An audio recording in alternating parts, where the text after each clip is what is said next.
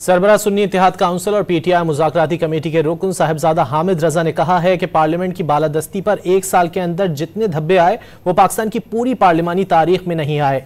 ये पार्लियामेंट मुकम्मल नाकाम हो गई है। मीडिया से गुफ्तगू में हामिद रजा ने कहा कि बैरिस्टर गौहर की बात से मुत्तफिक हैं कि कोई और हिकमत अमली बनाना पड़ेगी। हुकूमत को टकराने का शौक है तो फिर आ रहे हैं टकराने। इस पार्लियामेंट के ऊपर जितने धब्बे इस एक साल के अंदर आए, इसकी सुप्रीमेसी के ऊपर, वो पाकिस्तान की पूरी पार्लिमानी तारीख में नहीं आए। It is a total failure in the last 1 year in Pakistan and we are convinced.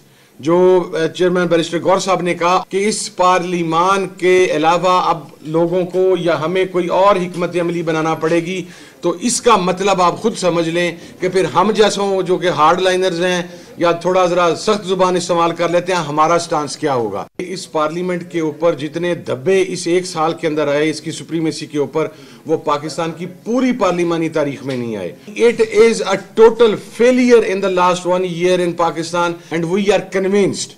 जो चेयरमैन बैरिस्टर गौहर साहब ने कहा कि इस पार्लिमान के अलावा अब लोगों को या हमें कोई और हिकमत अमली बनाना पड़ेगी, तो इसका मतलब आप खुद समझ लें कि फिर हम जैसों जो कि हार्ड लाइनर्स हैं या थोड़ा जरा सख्त जुबान इस्तेमाल कर लेते हैं, हमारा स्टांस क्या होगा।